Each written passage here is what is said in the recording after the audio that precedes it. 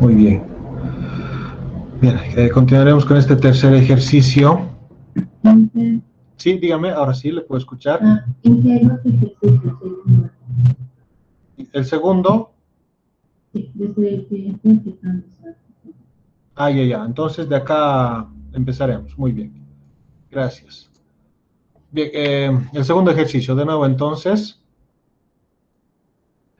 Una onda sonora de 42 centímetros de longitud de onda entra en el tubo de la figura.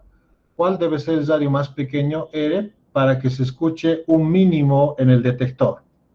Muy bien, entonces, acá hay dos mínimos que hay que tomarlo en cuenta. Este primer mínimo que se refiere acá, un mínimo en el detector, como se refiere al detector, el detector es de acá, es el micrófono, que puede ser una oreja también. Entonces, este detector se va a escucharlo al parlante en este otro extremo de este tubito. Entonces, el parlante produce el sonido va por acá y ese sonido se divide en dos, uno que va a ir por acá arriba y otro que se va a ir recto. Entonces, una parte del sonido va a viajar acá recto por el tubito y otro se va a ir por la curva. Y otra vez se van a volver a unir acá. Se vuelven a unir para mezclarse y luego llegar finalmente al detector. Entonces, es la trayectoria que hace este sonido del parlante, ¿no? Quien acá se divide en dos, uno que va por la trayectoria curva y otro que se va recto, y luego ambos se vuelven a unir. Esos dos pedazos de sonido que se han dividido se vuelven a unir para llegar finalmente al detector. Entonces, el detector va a escuchar ese sonido, pero como es la mezcla de estos dos sonidos que se han dividido y luego se han vuelto a unir, la idea es que esta mezcla de dos sonidos produzca una interferencia destructiva. A eso es lo que se refiere con mínimo, una interferencia destructiva, ¿no? Entonces, si el sonido proveniente del parlante en el detector tiene que escuchar su mínimo, tiene que escucharse lo más bajito posible, entonces estos dos sonidos que se dividen y luego se unen, deben mezclarse, cuando se unen deben mezclarse para generar una interferencia destructiva. Se destruyen y el sonido que llega al micrófono es bien suavito, es un mínimo. Entonces, para que se produzca esa interferencia destructiva, nos preguntan cuál debe ser este radio R, que debe ser un radio pequeño, ¿no? El radio más pequeño R para que se genere una interferencia destructiva. Entonces, este radio de esta trayectoria de curva, ¿cuál debe ser? Es lo que nos pregunta. ¿Okay? Bien, entonces, en este ejercicio, la condición de interferencia destructiva viene dado por esta expresión, donde n son todos los números enteros, incluidos el 0. Acá en la presentación que les voy a dejar, lo voy a anotar el 0 también, me olvidé en este caso.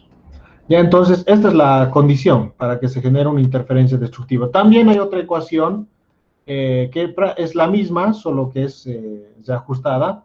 La otra ecuación es n veces lambda medios, pero en esta ecuación los n válidos solo son los números impares. Entonces, esas son las dos ecuaciones que podemos utilizar, que son las mismas al final de cuentas. Ya son las mismas. Puede ser esta con n solo números impares, o puede ser esta otra segunda ecuación con n todos los números enteros, incluidos el 0. Bien, en este caso vamos a trabajar, como lo he mostrado, con esta primera ecuación, ¿no? Que corresponde a todos los números enteros, incluidos el 0.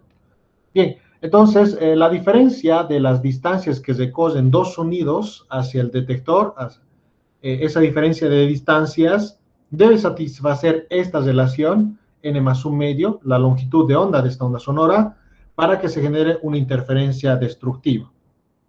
No, por supuesto, los dos sonidos que van a llegar a la fuente de sonido deben tener la misma frecuencia, o que implica lo mismo, deben tener la misma longitud de onda. No deben ser dos fuentes sonoras con distintas frecuencias o distintas longitudes de onda. Deben ser la misma. Ahora, la intensidad sí puede ser diferente, ¿no? Uno puede ser más fuerte que el otro, no importa. Bien, entonces, donde delta D, como le he dicho, es las dos distancias que se cosen esos sonidos para llegar de la fuente al detector, ¿no? Distancia 2 de un sonido y la distancia 1 del otro sonido. ¿Cuáles son esos dos sonidos? Entonces lo analizaremos. Una parte del sonido habíamos dicho que va directamente al detector, se va rectito por el tubo y llega hasta el detector. No, pero ya sabemos que una parte del sonido se divide acá para ir por la parte curva y otra parte del sonido se va de forma recta. Y en este punto se vuelven a unir. El sonido que fue por la parte curva se vuelve a unir al sonido que va directamente acá. Y como se unen, se mezclan y esa mezcla está condicionada por el principio de superposición. Esa mezcla de esos dos sonidos que se han dividido y luego se han unido, esa mezcla es una suma algebraica nomás. Pero en esa mezcla se debe generar una interferencia destructiva para que el detector escuche bien suavito, escuche un mínimo del sonido que proviene del parlante. Bien, algo que él se había dicho también antes es que este es el principio de funcionamiento también de trompetas, por ejemplo. Ahí tienen varios tubitos haciendo diferentes curvas en sonidos como la trompeta, el trombón. Pero claro, el objetivo de estos instrumentos es que se genere una interferencia constructiva para que se escuche más fuerte el sonido producido por estos instrumentos. En nuestro caso, nuestro análisis es diferente, es que se genere una interferencia destructiva para que se escuche lo más suavito, ¿no? En este caso. Bien, entonces buscaremos ese radio. Bien, como decía, entonces esta es la distancia de 1 que se termina recosiendo. No, esta es distancia de 1. Desde el detector, desde la fuente de sonido, desde el parlante hasta el detector. Una parte del sonido recose esta distancia de 1. Bien, la otra parte del sonido recose esta distancia de acá por la parte curva. ¿No? Va por acá rectito, acá es donde se divide y recose por la trayectoria curva y luego se vuelve a unir en este punto para ir recto hacia el detector, ¿no? Entonces, esta distancia que va por la parte curva es la distancia de 2, que recose una parte del sonido, ¿no? Bien, esas son las distancias que debemos hallar para reemplazar en esta ecuación y luego reemplazarla acá, delta de D, reemplazarlo acá para hallar finalmente el radio. Bien, entonces esta distancia entre la fuente de sonido y este punto donde se divide la onda sonora lo vamos a llamar X1, que es irrelevante porque al final se va a terminar simplificando. Y esta distancia desde donde se vuelven a juntar los sonidos que previamente se han dividido hasta el detector, esa distancia la vamos a llamar X2.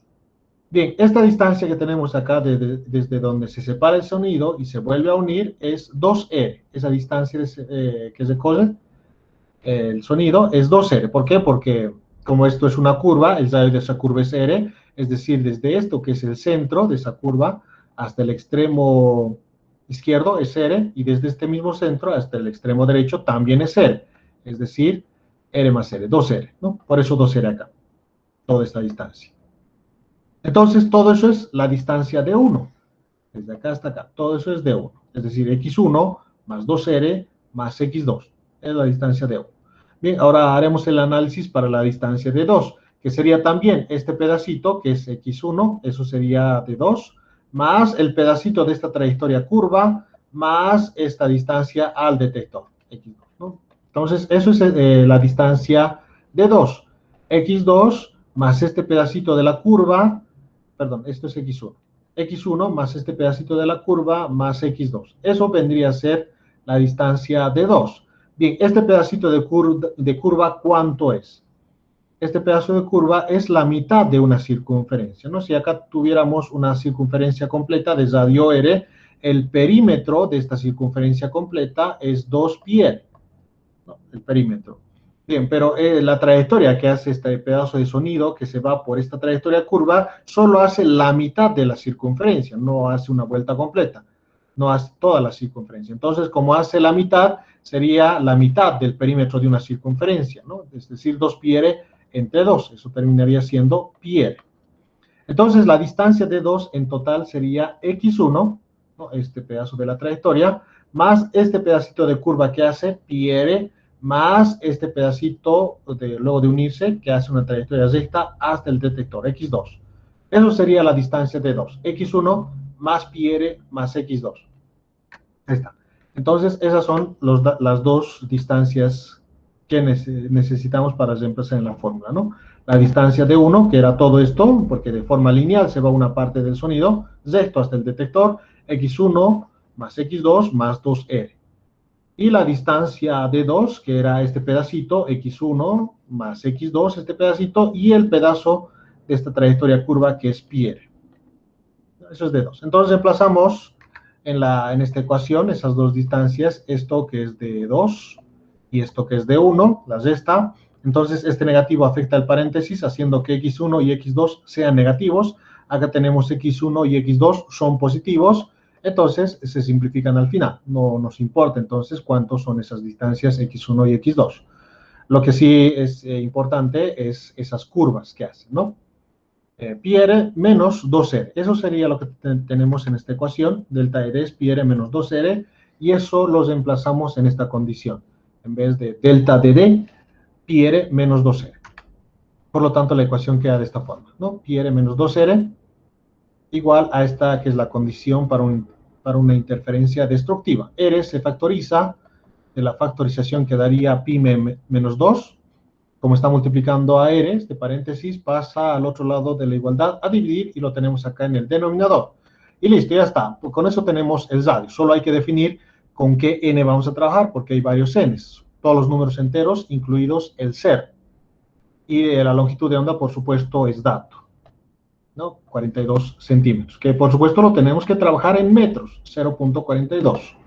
Bien, entonces en la pregunta es clara, nos dicen el radio más pequeño.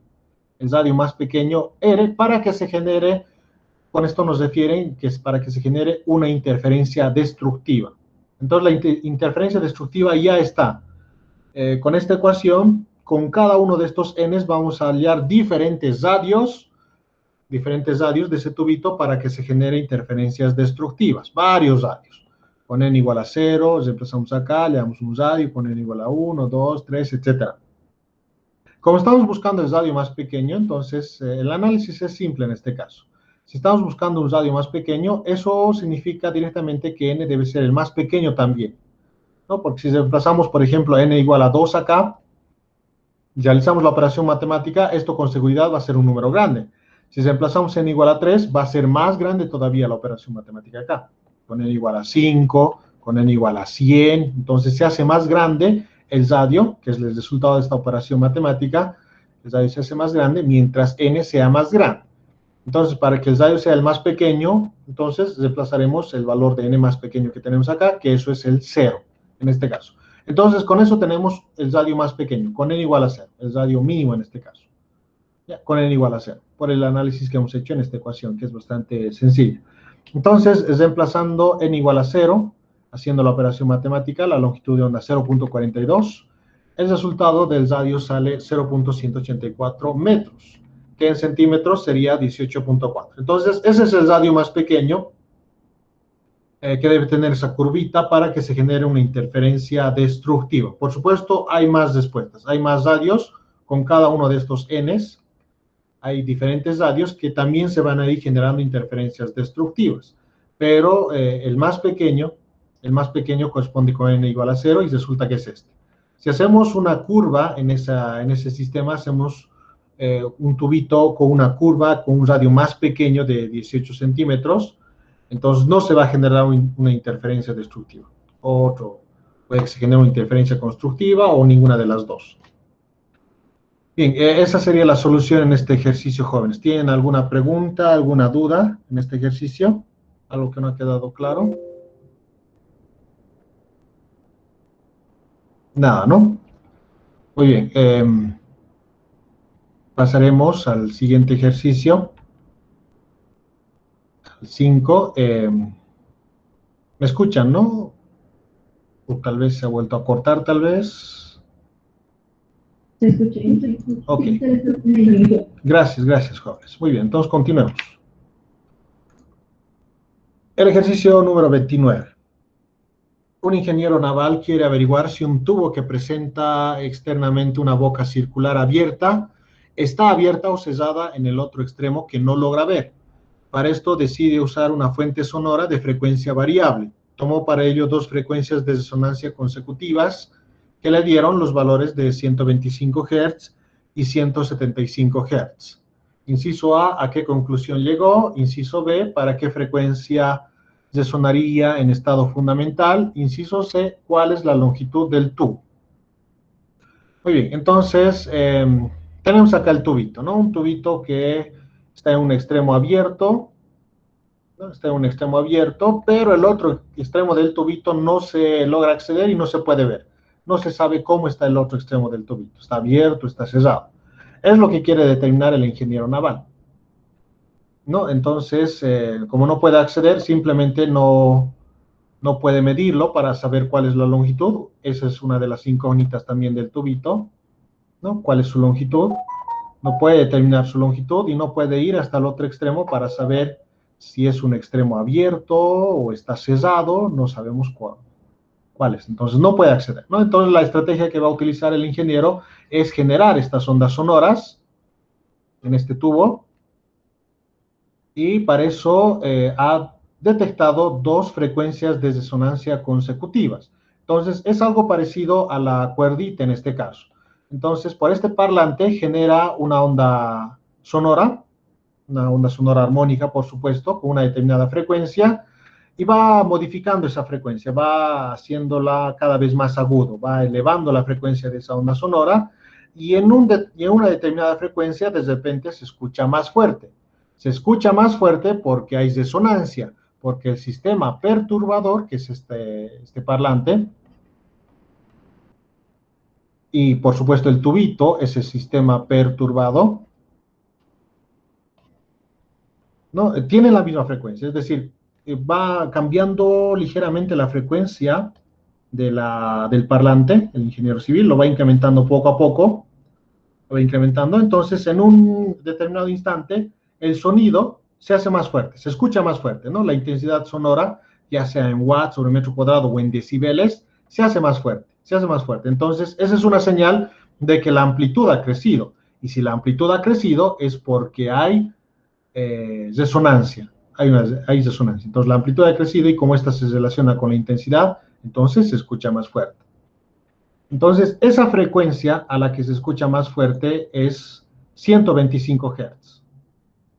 Entonces hay resonancia. La frecuencia del parlante, de esta bocina, es la misma que de alguno de los armónicos de este tubito. Alguno de los armónicos, el quinto, el sexto armónico o tal vez el fundamental. No sabemos de qué armónico se trata, pero sí que es la frecuencia de alguno de los armónicos de este tubito. Luego sigue ascendiendo con la frecuencia en el parlante y otra vez se escucha más fuerte. Entonces hay otra vez resonancia y se escucha más fuerte cuando llega a 175 Hz, ¿no? Cuando el sonido de esta bocina es 175 Hz, otra vez se produce resonancia y la señal para eso es que se escucha más fuerte el sonido, ¿no? En decibeles o en watts sobre metro cuadrado. Entonces hay resonancia, lo que significa que la frecuencia del parlante es la misma frecuencia de alguno de los armónicos del tubito. Lo que sabemos es que estas dos frecuencias son consecutivas, ¿no? Está la primera frecuencia de 125 Hz, puede tratarse del quinto armónico, y la siguiente frecuencia 175 Hz, por lo tanto será del sexto armónico. Son consecutivos, es lo que nos mencionan acá. Bien, entonces con eso encontrado, necesitamos saber si el otro extremo del tubito está abierto o cerrado, debemos saber su frecuencia fundamental del tubito y la longitud del tubo. Bien, solo con esos datos, ¿no? Con las dos frecuencias que tenemos. Bien, entonces empezaremos por el inciso A. No hay que determinar si en el otro extremo está cerrado o abierto. No es necesario ir hasta el otro extremo para saber eso. Bien, entonces tenemos estas ecuaciones para un tubito en un extremo abierto y en el otro cerrado, y también es la misma ecuación para un extremo abierto y el otro también, ¿no? Para un tubito en ambos extremos abiertos. Es la misma ecuación. ¿Qué es lo que los diferencia? N. Para un tubito en ambos extremos abiertos, los N son todos los números enteros. Todos los números enteros. Para un tubito en ambos extremos abiertos. Y es la misma ecuación para un tubito en un extremo abierto y en el otro cerrado, pero la diferencia es que los Ns solo son impares, ¿no? Es la misma ecuación que antes lo habíamos visto. También tenemos otra alternativa de que para un tubito en un extremo abierto y en el otro cerrado, la otra ecuación a utilizar es de esta forma, 2n más 1 veces la frecuencia fundamental. En este caso, n son todos los números enteros. Bien, pero en este caso no podemos directamente aplicar esta ecuación porque no sabemos cuál es el otro extremo del tubito, es decir, no sabemos si está abierto o cerrado. Entonces vamos a trabajar con esta ecuación que cumple para ambos y lo que vamos a descubrir son los n's. Vamos a determinar con qué n's se producen esas dos frecuencias de 125 Hz y 175 Hz, y de esa forma vamos a saber si se trata, si nos da un número consecutivo, por ejemplo, que se acomode a estos n's de acá, entonces se va a tratar de un tubito en ambos extremos abiertos. Como este es abierto, entonces el otro extremo también va a estar abierto, ¿no? Si conseguimos que se acomode a estos n's de acá. Pero si en el resultado encontramos dos n's consecutivos que se acomoden a estos n's de acá, es decir, impares, entonces se va a tratar de un extremo abierto y el otro cerrado. Como este extremo es abierto, entonces si hallamos estos n's, por supuesto, va a implicar que el otro extremo es cerrado. Entonces, de esa forma vamos a trabajar, descubriendo los n's. Entonces, trabajamos con esta ecuación. Bien, entonces, el primer armónico, esa primera frecuencia, no es el primer armónico, ¿no? No sabemos de qué armónico se trata, pero es n veces la frecuencia fundamental, esa primera frecuencia que ha determinado el ingeniero naval, 125 Hz. N veces la frecuencia fundamental. N1 no sabemos cuánto es, ya no sabemos cuánto es, pero tenemos el otro dato también, 175 Hz, que es el otro armónico consecutivo, que sería N2 veces. No sabemos tampoco cuánto es este N2. ¿Qué es lo que vamos a hacer? Vamos a determinar cuánto es este N1 y N2. Por supuesto, como se trata del mismo tubito, estas frecuencias fundamentales son las mismas. Entonces, para determinar N1 y N2, dividimos ambas ecuaciones. De esa forma nos deshacemos de la frecuencia fundamental, que no sabemos cuánto es tampoco. Entonces, la ecuación termina de esta forma, ¿no? Frecuencia fundamental, simplificamos. Entonces, N1 entre N2, hacemos la máxima simplificación acá. Entonces, el cociente N1 sobre N2 es 5 séptimos. Es lo que tenemos acá. ¿Ya? Y N1 y N2 están restringidos solo a números enteros. Solo pueden ser números enteros, ¿no? N1 y N2. Es decir, que este resultado de acá, el numerador va a corresponder a N1 y el denominador va a corresponder a N2. Algo parecido antes ya habíamos resuelto en ondas mecánicas, ¿no? Entonces, ahí está. Entonces, como se trata de dos números consecutivos, entonces, para este armónico corresponde N1, 5. Y para el siguiente armónico, N2, corresponde 7. ¿No? Entonces, esos son los dos Ns consecutivos que producen estas resonancias, estas dos frecuencias de resonancia, 5 y 7. Bien, ¿a cuál se acomoda? No se acomoda a un tubito en ambos extremos abiertos, porque en este caso son todos los números enteros. Entonces acá tenemos 5, 6, 7, 8, 9. Entonces el n que hemos determinado es 5 y el otro n es 7, pero en esto no coincide porque no son consecutivos. No son consecutivos. Porque después del 5 el siguiente n debería ser 6, pero nos salió 7. No son consecutivos. ¿No? En el mismo problema nos dicen eso. ¿No? Tomó para ello dos frecuencias de resonancia consecutivas, ¿no? Y le dieron estas frecuencias, 125 y 175 Hz. Entonces, trabajando de esa forma, nos dio 5 y 7, entonces este primer n no se acomoda porque claramente no son consecutivos, porque entre ambos tenemos el 6. Entonces, no se acomoda acá. En cambio, para un tubito en un extremo abierto y el otro cerrado, que corresponden n todos los impares, acá sí se acomoda porque los n's que hemos sacado es 5 y 7, y sucede que en este caso sí son consecutivos. 5 y después del 5 está 7 inmediatamente. Como acá solo son los números impares, acá no se incluye 6, 4, 8, esos pares, ¿no? Entonces 5 y 7 sí son consecutivos en para un tubito en un extremo abierto y el otro cerrado. Entonces, se trata de este tipo de tubitos. Como este extremo está abierto, entonces definitivamente el otro extremo es cerrado del tubito. Es cerrado, porque se acomoda a este comportamiento de los n's con esta ecuación que hemos analizado, ¿no? Entonces, el otro extremo es cerrado. A esa conclusión se llega, ¿no? El otro extremo es cerrado por el comportamiento de los n's que hemos visto acá, que son consecutivos. Esas dos frecuencias son consecutivas. Muy bien, ese es el inciso A. Para el inciso B hay que determinar la frecuencia fundamental. Podemos trabajar con cualquiera de las dos ecuaciones, porque ya conocemos N1 y N2. Entonces, emplazamos acá N1 o N2 y así determinamos la frecuencia fundamental para el inciso B. Entonces, en este caso, con la primera ecuación trabajamos, emplazamos N1, que es 5, N1 pasa a dividir, entonces 125 dividido entre 5 nos da 25 Hz. Esa es la frecuencia fundamental. Que seguramente lo mismo podemos hallar si trabajamos con la ecuación 2. Es decir, F sub 0, 175 dividido entre N2, pero N2 acá, por supuesto, hay que reemplazar 7. ¿No? Y 175 entre 7 seguramente es 25 también. 25 Hz. Entonces ahí está. Esa es la frecuencia fundamental de este tubito en un extremo abierto y el otro cerrado. 25 Hz. Ahora determinamos la longitud del tubito, sin necesidad de moverse del lugar. Como ya sabemos que el otro extremo es cerrado, entonces se trata de un tubito en un extremo abierto y en el otro cerrado. Y para este tipo de tubitos, la frecuencia fundamental de vibración está dado por esta ecuación, que lo hemos visto ya en la parte teórica, ¿no?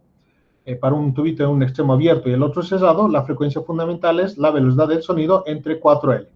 Para un tubito en ambos extremos abiertos, a modo de recordar, la frecuencia fundamental es igual a la velocidad del sonido entre 2L, para un tubito que está en ambos extremos abiertos, ¿no? Como ya sabemos que el otro extremo es cerrado, es un tubito en un extremo abierto y el otro cerrado, esta es la ecuación que corresponde. Muy bien, como no nos dicen nada respecto a la velocidad del sonido, entonces asumimos que este valor es 344 metros por segundo, ¿no?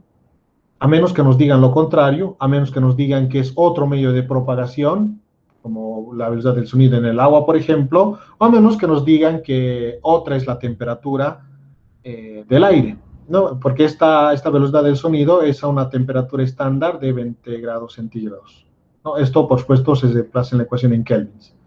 Muy bien, entonces L despejamos de acá. Despejamos L, reemplazamos la frecuencia fundamental que ya lo tenemos del anterior inciso, B344, por lo tanto la longitud termina siendo 3.44 metros, ¿no? Entonces esa sería la longitud del tubito acá, 3.44 metros. Muy bien, entonces todo eso se ha podido saber del tubito, que no se puede acceder hasta el otro lado, ¿no? Se ha podido saber con estas dos frecuencias y con un parlante, se ha podido saber que el otro extremo está cerrado, cuál es su frecuencia fundamental y cuál es la longitud del tubito, ¿no? Eso es algo que, por supuesto, haría un estudiante de la San Simón. Un estudiante de una universidad privada seguramente se entraría en el tubito con su flexo y llegaría hasta el otro extremo para medir su longitud y saber si está abierto o cerrado, ¿no? Muy bien, ¿tienen alguna pregunta en este ejercicio, jóvenes? ¿Algo que no ha quedado claro?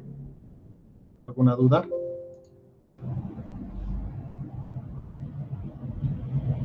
Muy bien. Quedaremos ahí esos 3 ejercicios, jóvenes, para esta clase. Mañana continuamos resolviendo más ejercicios. Y les dejo una tareita